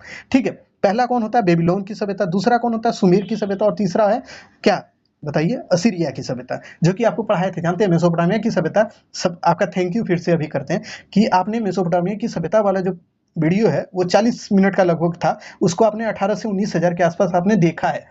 वो बहुत अच्छा वीडियो था और वो बड़ा बड़ा अच्छा रन भी किया है। ठीक है, तो उसको आप नहीं देखे हो तो एक बार देख लीजिएगा, पूरा मेसोपोटामिया खत्म कर दिए थे उसमें एक ही वीडियो में। तो हो सके आपको टाइम मिले तो देखिएगा, अन्यथा आपका तो मेन मेन क्वेश्चन तो हम करा ही दे रहे हैं। लेकिन सुमेर की सभ्यता आपको पढ़नी हो, अक्काद की सभ्यता, बेबीलोन की सभ्यता, और फिर आपको इसी में आपको पढ़ना हो असीरिया की सभ्यता, तो उस वीडियो को देखना होगा, क्योंकि उसकी चर्चा हम लोग यहाँ नहीं कर रहे हैं। हम लोग मोटा मोटी आपको सभ्यता बता रहे हैं, लेकिन उसके बारे में आपको वहीं पे पढ़ना होगा। ठीक है, तो उस चीज को आप देखना चाहें तो देखिएगा, अन्यथा आपका जो मन करे वो कीजिएगा। तो देखिए, इसके सबसे दक्षिण भाग में सुमेर की सभ्यता का विकास हुआ था। सुमेर की सभ्यता से ठीक उत्तर भाग में बेबीलोन की सभ्यता और फिर अक्काद की सभ्यता का विकास हुआ था। उसके बाद सबसे नीचे असीरिया की सभ्यता, सबसे ऊपर माफ कीजिएगा, असीरिया की सभ्यता का विकास हुआ था। अब देखिए, आपको कुछ समझ में नहीं आया होगा, हम जान रहे हैं। अब देखिए समझा देते हैं। ये मान लीजिए एक नदी था, ये दो नदी था। ठीक है, एक का नाम रख दीजिए दजला, एक नदी है दजला।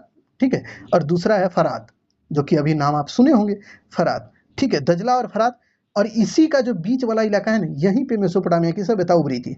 तो यहाँ पे आप इसी तरह बनाइएगा, वहाँ पे एग्जाम में जब बनाइएगा तो वहाँ पे आप लिखिएगा, तो वहाँ पे इसी तरह आप क्या कीजिएगा, दो नदी बना दीजिएगा, इसी के बीच में आप लिख दीजिएगा मेसोपोटामिया की सभ्यता। यहाँ जगह कम है तो आप यहाँ लिखिएगा मेसोपोटामिया की सभ्यता, ये इसको एरो करके। ठीक है, और इसके सबसे नीचे में क्या था? सुमेर की सभ्यता, उसके बाद बेबीलोन की सभ्यता, बीच में बेबीलोन, बौ से बीच होता है, बौ से बेबीलोन। ठीक है, बीच में रखिएगा उसको, और सबसे ऊपर असीरिया, यानी सबसे ऊपर असीरिया लिख दीजिएगा। ये तीनों सभ्यता लिख दीजिएगा, दो गो नदी दिखा दीजिएगा, पूरे को गोल करके बता दीजिएगा मेसोपोटामिया की सभ्यता है। ठीक है, इस तरह जब कर दीजिएगा ना, तो उसको भी लगेगा नहीं इसने डायग्राम के साथ पढ़ा है। और ये काम आपको करना भी पड़ेगा, क्योंकि अच्छा नंबर चाहिए, तो ये मेहनत आपको करना है और कर दीजिएगा, आप छोड़िएगा मत। आपको इतना मेहनत करके हमने बताया तो आप भी कीजिएगा। ठीक है, चलिए अब आपको समझाते हुए चलते हैं। तो मेसोपोटामिया की सभ्यता के लोगों का आर्थिक और सामाजिक धार्मिक जीवन ठीक ठाक था। ठीक है, इस सभ्यता के लोग आंतरिक व्यापार के साथ साथ विदेशी व्यापार से भी परिचित थे। इस समय जो है कला और संस्कृति का काफी विकास हुआ। मेसोपोटामिया में विज्ञान प्रौद्योगिकी, जो अभी आपको बताए थे, उसका भी विकास हुआ था। इस सभ्यता के लोगों की लिपि किलाक्षर थी।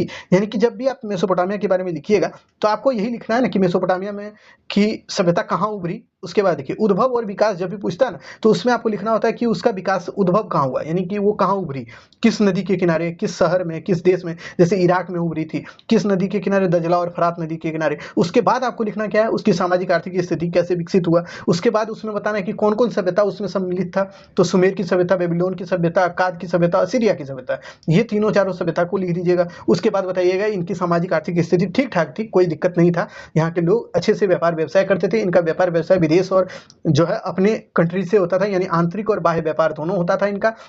ये सब लिखिएगा। उसके बाद आप लिखिएगा निष्कर्ष। ठीक है, तो निष्कर्ष में क्या लिखिएगा? अतः उपरोक्त विवरण के आधार पर यह कहा जा सकता है कि मेसोपोटामिया की सभ्यता दजला और फरात के किनारे, नदी के किनारे उभरी थी। इस सभ्यता में कला, संस्कृति, विज्ञान, प्रौद्योगिकी, समाज, आर्थिक, धार्मिक और जीवन का काफी विकास हुआ था। यानी इतना चीज आप लिख दीजिएगा, तो ये सभ्यता का जो उद्भव और विकास से संबंधित क्वेश्चन था ना, उसका आंसर पूरा हो गया। ठीक है, तो देखिए थोड़ा स्पीड हम कर रहे हैं, क्योंकि अब यहाँ से बड़ा बड़ा क्वेश्चन दो गो और रखा हुआ है जिसको आपको कराना है। और यहाँ से आप देखिएगा ना, ये दोनों क्वेश्चन कर लीजिएगा तो आपका टोटल फर्स्ट यूनिट का 3 यूनिट आपका खत्म, 3 सब टॉपिक खत्म हो जाएगा। इसमें चीन की सभ्यता आपको नहीं करा रहे हैं, इसका रीजन है चीन की सभ्यता भी करा देंगे तो आप फंस जाइएगा, आपको लगेगा मेसोपोटामिया वाला वहाँ डूब गया कि चीन वाला यहाँ डूब गया, ठीक है। तो सब चीज़ इधर उधर हो जाएगा, इसलिए अगला जब मैराथन लाएंगे ना तो वहाँ चीन की सभ्यता का 2-4 क्वेश्चन करा देंगे और उसके बाद सेकंड यूनिट का सब कुछ उसमें समेट देंगे, ठीक है। तो चलिए अब अगले क्वेश्चन को देख लीजिए। अगला क्वेश्चन आपके लिए है हम्मुराबी की विधि संहिता, यानी हम्मुराबी की विधि संहिता बहुत इंपॉर्टेंट है, VBI लगा दीजिए अभी से, और यहाँ से क्वेश्चन बना है और बनेगा।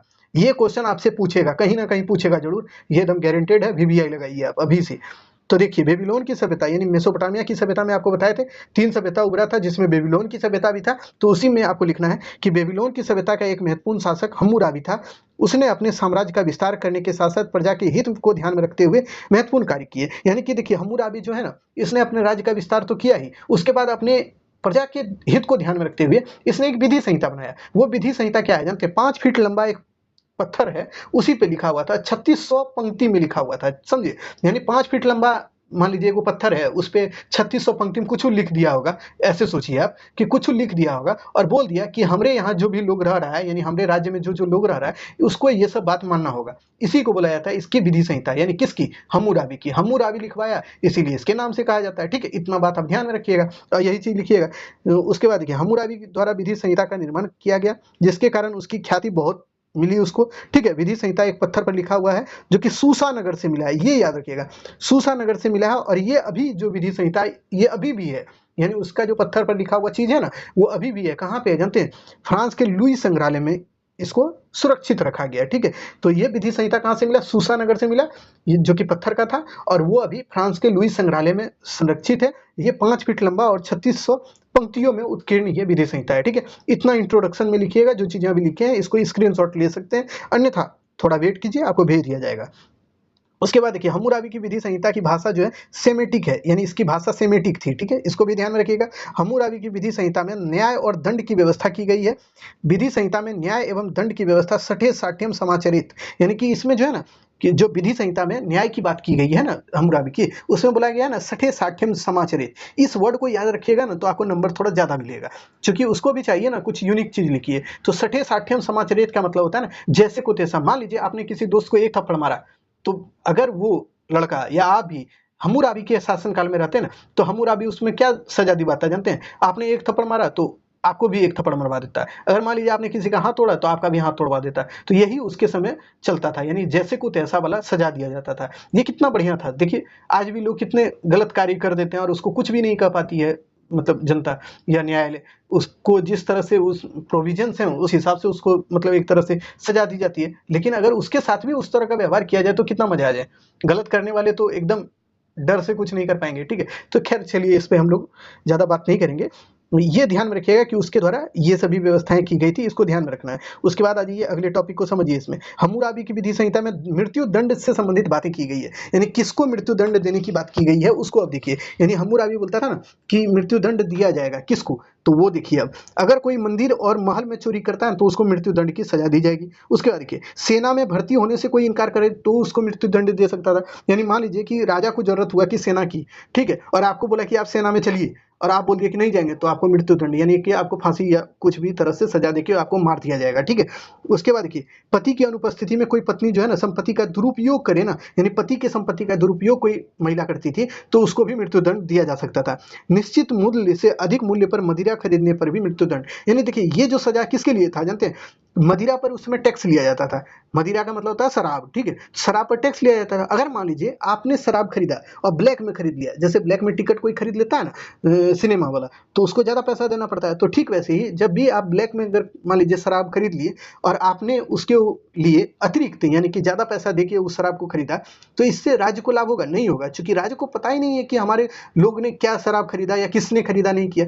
वो तो आपने चोरी छुपे खरीद लिया, तो राज्य को इसका टैक्स नहीं मिलता था। इसीलिए ऐसी स्थिति में अगर कोई व्यक्ति इस तरह का काम करता था कि आप नुका चुरा के शराब खरीद के और पी लेते थे, तो आपको भी मृत्युदंड दिया जा सकता था उस समय, ठीक है। उसके बाद ध्यान में रखिएगा अगला जो है टॉपिक, इसमें इस प्रकार स्पष्ट होता है कि उस समय मृत्युदंड की व्यवस्था अत्यंत कठोर थी। इस समय जो है ना न्याय करने के लिए न्यायालय की व्यवस्था की जाती थी।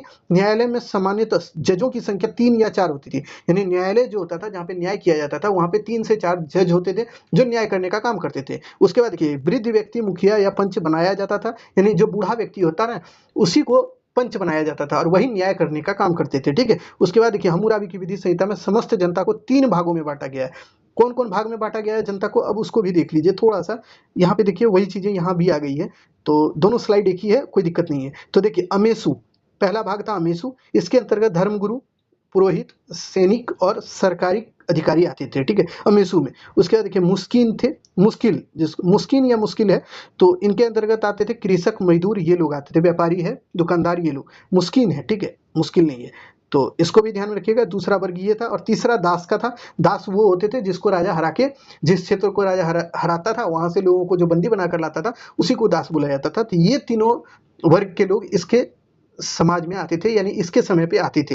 ये इसकी विधि संहिता में चर्चित है। देखिए हम्मुराबी की विधि संहिता से संबंधित जो भी बातें बोल रहे हैं ना, इसके उस विधि संहिता में चर्चित है, इसीलिए बोल रहे हैं, ऐसा नहीं कि अपने मन से बोल रहे हैं। ठीक है, इस बात को ध्यान रखिएगा। उसके बाद देखिए विधि संहिता में सैनिकों के बारे में कहा गया है कि सैनिक का नेतृत्व राजा करेगा, यानी कि सेना का नेतृत्व कौन करता था, राजा करता था। सैनिकों की रक्षा, मतलब सैनिक जो लोग हैं उनको रक्षा कर नहीं देना पड़ता था, सिक्योरिटी टैक्स उनको नहीं देना पड़ता था, और सैनिक को पुरस्कृत भी किया जाता था, और उसको पुरस्कृत करने के रूप में उनको भूमि अनुदान, यानी कि कोई भी भूमि है तो उसका प्लॉट दे दिया जाता था अनुदान के रूप में। ठीक है, तो इतनी चीजें चर्चित है किसमें, हम्मुराबी की विधि संहिता में। इतना लिखिएगा, उसके बाद निष्कर्ष लिखिएगा। तो निष्कर्ष में लिखिएगा इस प्रकार हम कह सकते हैं कि हम्मुराबी की विधि संहिता न्याय पर आधारित थी। इसमें न्याय एवं दंड के बारे में जानकारी मिलती है, जो उस समय के लोगों को मानना अत्यंत आवश्यक था। यानी उस समय के लोग जो भी थे, जो हम्मुराबी के समय में, उनको ये चीजें माननी पड़ती थी। अगर नहीं मानेंगे तो आपको मृत्युदंड दे दिया जाएगा। इसके बाद हम्मुराबी की इन्हीं कार्यों से उसे आज भी याद किया जाता है। पूरे विश्व के इतिहास में आप देखिएगा हम्मुराबी को इसीलिए याद किया जाता है ना, क्योंकि हम्मुराबी ने एक विधि संहिता बनाया था प्राचीन काल में। यानी कि विधि संहिता का मतलब होता है ना बच्चों, कि वो एक तरह से संविधान का रूप, यानी कि प्राचीन काल में देखिए संविधान कैसे बनता था और वर्तमान में कैसे बनता है, तो उसमें बहुत अंतर नहीं है। यानी कि उसमें कुछ नियम कानून थे, तो आज भी नियम कानून है जिसके तहत एक देश में रहने वाले लोगों को चलना पड़ता है। ठीक वैसे ही हम्मुराबी के समय में भी कुछ नियम कानून थे जिसको मानकर वहां के लोगों को जीना पड़ता था या रहना पड़ता था। तो देखिए कितना दूरदर्शी सोच वाला था व्यक्ति कि उसने एक नियम कानून बनवाया जो कि सभी लोगों के लिए जरूरी था। ठीक है, तो ये चीजें थी हम्मुराबी को लेकर। यहाँ से क्वेश्चन जब भी पूछेगा तो यही पूछेगा, इसको ध्यान में रख लीजिएगा। अब आज ये अगला जो क्वेश्चन है आपके लिए बहुत इंपॉर्टेंट है। प्रारंभिक एवं मध्यकालीन विश्व के अध्ययन के लिए स्रोतों का सर्वेक्षण करें। ये जो पहला टॉपिक है, कि आप देखिएगा पहला टॉपिक यूनिट 1 का यही है, और इसको भी हम यहाँ पे लाए हैं, तो इसको भी देख लीजिए। ठीक है, प्रारंभिक और मध्यकालीन जो विश्व है इसको जानने के लिए जो स्रोत हैं, अब वो कौन कौन है, अब उसको देख लीजिए। ठीक है, तो देखिए प्राचीन विश्व में कई सभ्यताओं का विकास हुआ, जिसमें चीन की सभ्यता, मिस्र की सभ्यता, मेसोपोटामिया की सभ्यता, सिंधु घाटी सभ्यता, ये सभी प्रमुख थे। इस सभ्यता के अध्ययन के लिए हमारे पास पुरातात्विक और साहित्यिक दोनों प्रकार के स्रोत उपलब्ध हैं। इन स्रोतों के माध्यम से हम प्राचीन विश्व की सभ्यताओं के बारे में जानकारी प्राप्त करते हैं। प्राचीन मिस्र की सभ्यताएं लगभग 3500 ईस्वी पूर्व से के आसपास इनका मतलब विकास हुआ, और विश्व इतिहास में ये प्राचीन काल के बाद मध्यकाल का शुरुआत हो जाता है। ठीक है, तो देखिए थोड़ा पढ़ देते हैं, आरंभ हो जाता है। इस दौर में इतिहास को भी जानने के लिए हमारे पास मुख्यतः पुरातात्विक स्रोत ही है। अतः हम कह सकते हैं प्रारंभिक और मध्यकालीन इतिहास को जानने के लिए हमारे पास जो है ना पुरातात्विक, साहित्यिक और क्या विदेशी कोई स्रोत होगा, तो यही है। ठीक है, तो यानी अभी देखिए आप पूरा निचोड़ आपको बताते हैं कि प्राचीन और मध्यकालीन विश्व को जानने के लिए हमारे पास जो है ना, देखिए पहले तो आप लिखिएगा कि प्राचीन और जो काल है उसमें देखिए विश्व में कई एक सभ्यता उभरा। जैसे आपको याद रख लेना है मिस्र की सभ्यता, चीन की सभ्यता, रोम की सभ्यता, उसी तरह को ध्यान में रखना है क्या, मेसोपोटामिया की सभ्यता, भारत में देखिए सिंधु घाटी सभ्यता, ये सब सभ्यता उभरा। और इस सब सभ्यता के बारे में जानने के लिए हमारे पास साहित्यिक स्रोत, पुरातात्विक स्रोत, ये सब है। उसी तरह मध्यकाल में भी कई एक सभ्यताओं का दौर हुआ, यानी कि कई एक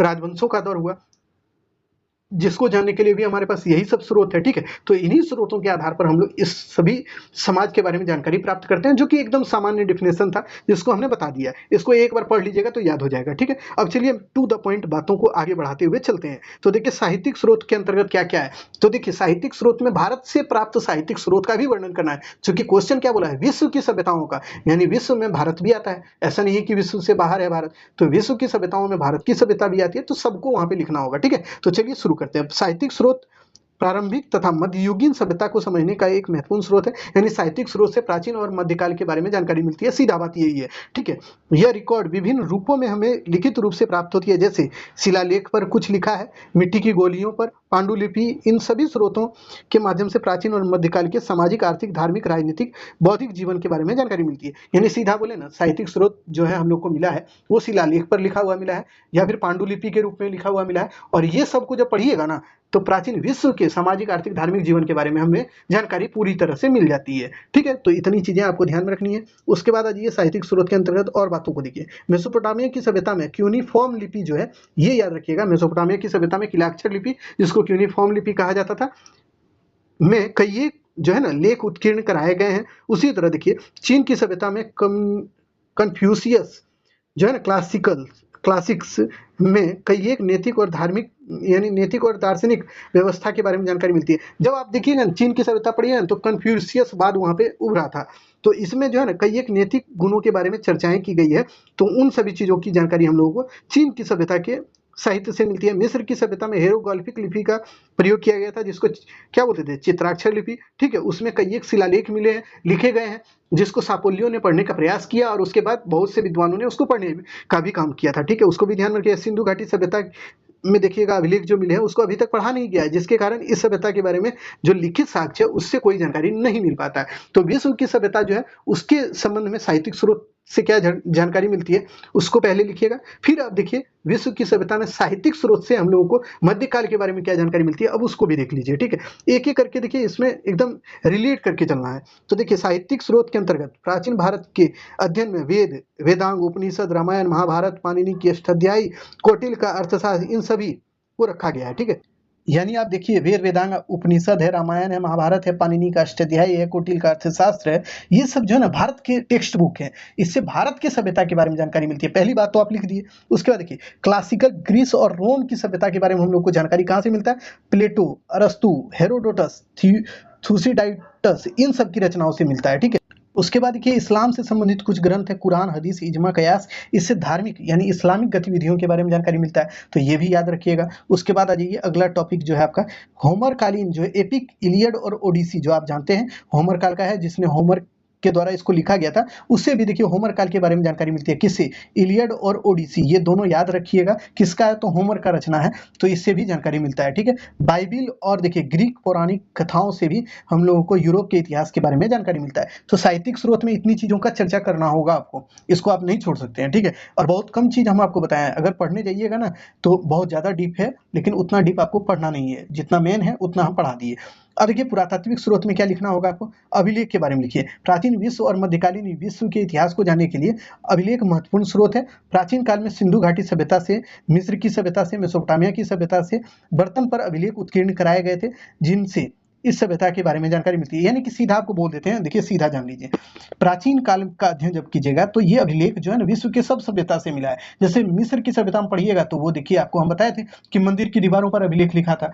मेसोपोटामिया की सभ्यता पढ़िएगा तो वहां भी आप देखिए जुगरेट पर लिखा होता था, जुगरेट मतलब होता है चबूतरा, उस पर लिखा हुआ बहुत मिला है। उसके बाद वहां की कुछ गोलियों पर मिला हुआ है। ठीक है, वहां से कुछ मुहर मिले हैं जिसमें मेलुहा शब्द का यूज हुआ है, जिससे पता चलता है कि मेसोपोटामिया के लोगों का जो है व्यापार व्यवसाय ये मिस्र, ये माफ कीजिएगा, मोहनजोदाड़ो यानी कि हड़प्पा की सभ्यता के लोगों के साथ होता था। तो ये सब जो अभिलेख के साक्ष्य मिले ना, इससे ये बात की जानकारी मिलती है कि इन्हीं अभिलेखों के आधार पर इसके इतिहास को लिखा जा सकता है। उसी तरह फिर देखिए अशोक का अभिलेख जो मिला है भारत में। उसके बाद देखिए हम्मुराबी का विधि संहिता जो मिला, हम्मुराबी का क्या था, पत्थर पर लिखा हुआ अभिलेख ही तो था, जिससे हम लोग को उसके विधि संहिता के बारे में जानकारी मिलता है। तो ये सब की आप चर्चा कर दीजिएगा, जिनसे ये सभी अभिलेख जो है इससे प्राचीन भारतीय और विश्व के इतिहास को जानने में हम लोग को मदद मिलती है। ठीक है, उसके बाद आ जाइए भवन। तो प्राचीन विश्व में कई एक भवनों का निर्माण हुआ, जैसे कि अभी हम आपको पढ़ा देते हैं। सिंधु घाटी सभ्यता में पढ़िएगा तो हड़प्पा से देखिए बहुत बड़ा अन्नागार का प्रमाण मिला है। मोहनजोदाड़ो पढ़िएगा तो मोहनजोदाड़ो से आप देखिएगा बहुत बड़े जो है क्या स्नानागार का प्रमाण मिला है। ठीक वैसे ही पिरामिड युग में देखिएगा मिस्र की सभ्यता में पिरामिड का निर्माण होता था। उसी तरह आप लिखिएगा गीजा का पिरामिड जो है बहुत बड़ा था, तो इससे भी जानकारी मिलता है भाई। उसके बाद देखिएगा मिस्र में ही कनार्क का मंदिर जो बना था उसको याद रखिएगा। उसी तरह आप मेसोपोटामिया को देखिएगा, मेसोपोटामिया जिगरेट का निर्माण होता था, मंदिर का निर्माण होता था। इससे हम लोग ये सभी भवन से पता चलता है कि उस समय का कला स्थापत्य कैसा था, कितना विकसित था। ठीक, ये तो पूरा प्राचीन विश्व के बारे में जानकारी के लिए ये सब स्रोत है। उसके बाद देखिए यूरोप में गोथिक शैली में भवनों का निर्माण हुआ, जिसमें चर्च जो है ना गोथिक शैली में बनाए जाते थे। ये याद रखिएगा कि यूरोप में गोथिक शैली में चर्च का निर्माण होता था। उसी तरह आप देखिएगा जब अरब वाले कंट्री में जब ये मस्जिद का निर्माण होता था ना, तो वो इस्लामिक शैली में होता था। लेकिन वही भारत में जब मस्जिद का निर्माण हुआ तो उसको इंडो इस्लामिक शैली बोला गया, यानी कि भारतीय और इस्लामिक दोनों ही नीतियों या रीतियों, भवन स्थापत्य कला की नीतियों का समन्वय बोला गया है। ठीक है, उसको हम लोग पढ़ाएंगे अगले सेमेस्टर में। बट अभी याद रखना है ना कि गोथिक शैली का प्रयोग करते थे चर्च निर्माण में। ठीक है, चर्च मतलब वही होता है पूजा करने के लिए जो ईसाई लोग करते हैं यूज उसको चर्च को, तो वही चर्च। ठीक है, इस्लाम में देखिए मस्जिद का निर्माण किया जाता था, उसमें मेहराब बनाए जाते थे। उसके बाद देखिए प्राचीन एवं मध्यकालीन वास्तुकला पर भी प्रकाश पड़ता है। बुद्ध काल में देखिएगा अजंता और एलोरा की गुफाओं पर भी कलात्मक अभिव्यक्ति देखने को मिलती है, जिससे प्राचीन और मध्यकालीन इतिहास जानने में सहायता मिलती है। उसके बाद आ जाइए डायरेक्ट सिक्के पर।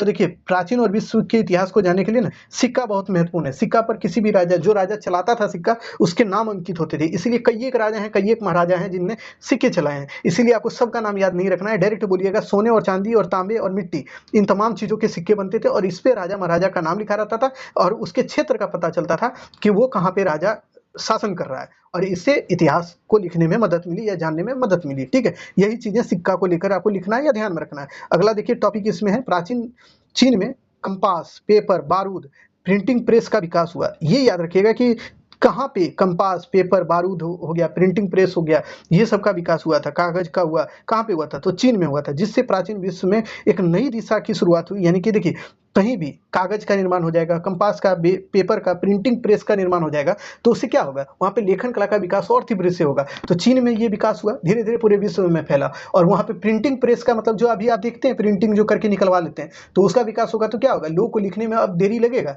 नहीं लगेगा। एक चीज लिखेंगे और कई एक प्रिंटिंग उसका करवा लेंगे और लोगों में बांट देंगे। तो ये सब चीजों का इम्पैक्ट भी पड़ेगा बाद में। ठीक है, फिर कागज का निर्माण हुआ चीन में, तो उससे क्या हुआ कि कागज पर चीजों को लिखा जाने लगा, और कागज पर कोई भी चीज लिखा जाने लगा तो एकदम आसानी से लिखा जाने लगा, वो सबों के पास एकदम आसानी से पहुंचने लगा। तो ये सब लाभ हुआ था। ठीक है, तो यही चीजें आपको हमने बताना था, इसको हमने बता दिया है, इसको ध्यान रखिएगा। उसके बाद आ जाइए इसके निष्कर्ष को आप डायरेक्ट देख लेते हैं, चूंकि अंतिम है ये और अंतिम कर भी दिए। 1 घंटा से ज्यादा समय आपका ले लिए हैं, लेकिन 1 घंटा अगर समय लिए हैं तो यकीन मानिए यहाँ से क्वेश्चन भर के बनेगा, और जब बनेगा तो आप खुश होके आइएगा, आप नाखुश नहीं होइएगा, क्योंकि आपको ऑब्जेक्टिव सब्जेक्टिव सब तरह से चीजों को तैयार करा दिए हैं।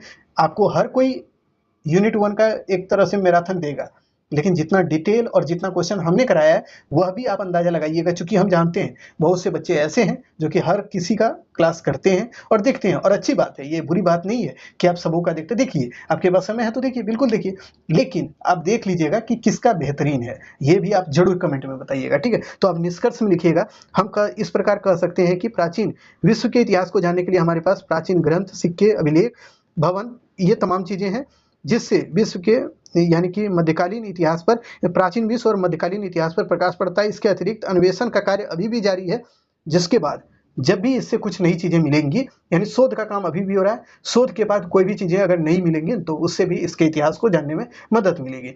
तो ये तमाम चीजें जो थी इसको हमने करा दिया। आज का वीडियो आपको कितना बढ़िया लगा ये तो कमेंट में बताइएगा, लेकिन हम अभी तत्काल पसीना से भीग चुके हैं, और अब क्या है कि अगर वीडियो पसंद आए तो अपने दोस्त यार में शेयर कर दीजिएगा। अब यहीं पे खत्म करते हैं वीडियो को, चूंकि हम तो भींगे हुए हैं, तो थोड़ा बहुत हमको भी राहत चाहिए। फिर मिलेंगे नए वीडियो में, तो तक के लिए धन्यवाद।